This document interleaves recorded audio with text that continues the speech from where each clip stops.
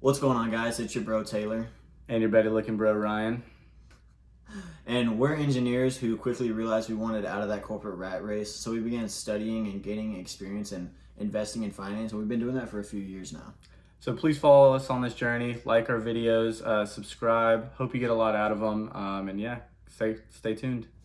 In today's video, we're going to talk about your top options of how you're going to buy that next real estate property in this hot market.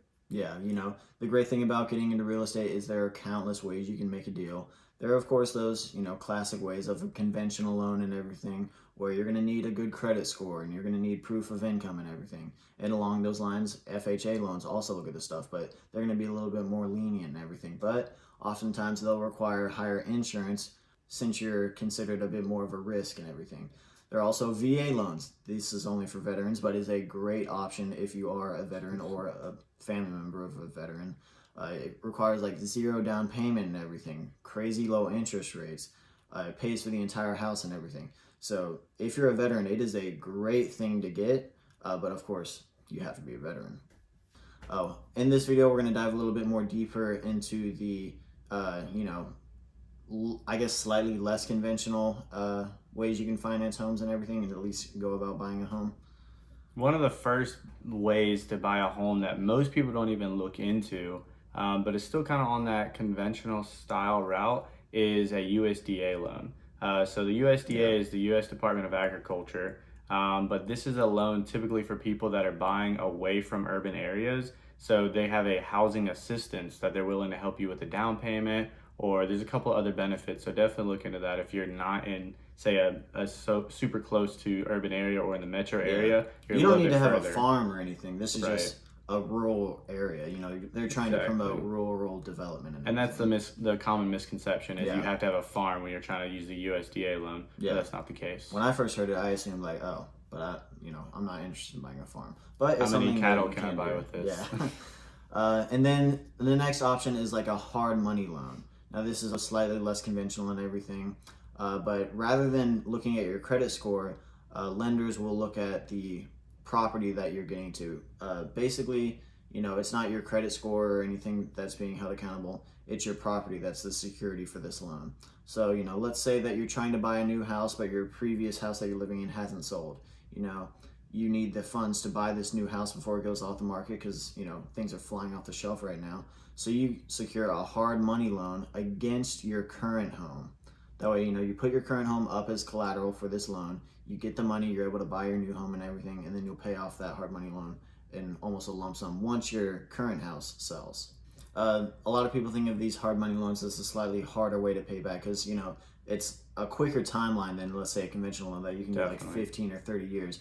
People are expecting their money back within a couple years for hard money loans. So sometimes it's even within a year. They'll do a fix and flip hard money loan where they're expecting within 6 months to a year, or there's more fees. It all depends on kind of what you're able to negotiate with your particular lender. But these are much quicker, interest rates higher. They're a bit riskier, but if you need quick, cash like right now for a quick flip or something, it's an avenue that you can explore. Or a lot of times what you'll run into is when you're looking at a property, if a home can't be insured, you can't get a typical lender. So a bank won't help you, an online lender won't help you. They won't loan you money for a home that can't be insured. For example, if a roof is over 20 years old, no one will insure that property.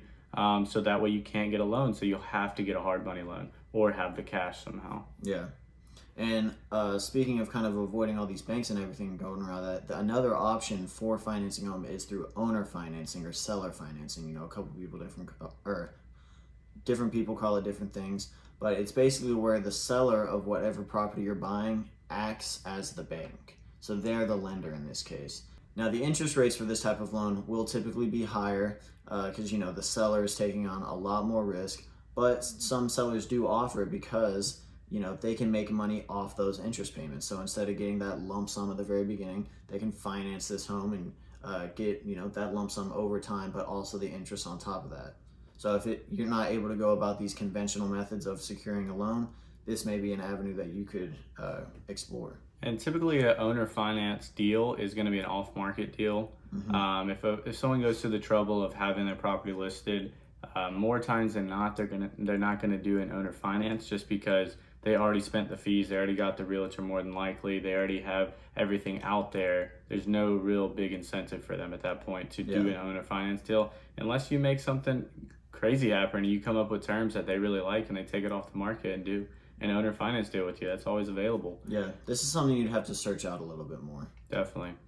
Another one we're going to talk about is house hacking. So house hacking isn't normally what you think of when you're trying to get into a market. You don't plan to, usually once you already have the property, then you look to house hack to kind of save you on cost. However, if you're looking to house hack or a house hack deal, typically you can raise your cost. So you can buy into a little bit more high expensive property because you know someone's going to counteract or lessen your overall cost. And in that way, you open yourself up to a lot bigger pool of houses. Yeah, house hacking requires you to have another tenant on the property. You're charging rent to someone. You're living on part of the property. Someone else is living on the other part of the property, and you're typically going to try and charge them, fair market value and everything. But hopefully, it's enough to cover all your living expenses. So a lot of people that are looking to do this, they'll look for something like a duplex or something like a multi-family home. Where like 2 houses or living units are going to have a shared wall, but it's all one building. You buy this whole building, you live in, your living unit, and another family lives in another, and you're able to charge them rent that covers both theirs and your living expenses. So in that way, you're, almost living for free in a sense. And that's a great option just because, look, like you say, you're living for free, but at the same time, once you decide to move to your next property, if you keep that duplex or triplex or that house that you were just renting out the basement, now look how much rent you can get. You can have one covering all the expenses and another one straight cash flow. That would be phenomenal. That's exactly the deal you want to get. Yeah. Lastly, what we're going to talk about is a little bit different, and a lot of people probably don't take advantage of, but it is partnering on a deal. So typically, if you don't have capital, you're going to be the one that finds the deal, runs the numbers, and presents it to someone else. Yeah. And then you're going to know this investor that's already really good in the space or really knows this area really well, and you're going to present it to them and say, look, I've done the research, I've run the numbers, this is what the conclusion I've come to. I would love for you to partner with me on this deal and me take, say, 40%, you take 60%. You got to do something where he wants to buy in. And, you don't necessarily have to go to someone who's in the real estate game or anything. That's true. People will put money or will invest money into those that have financial knowledge, which, we've talked about in previous videos and everything, how important educating yourself is, because it's a great foundation for all these different ways you can make money.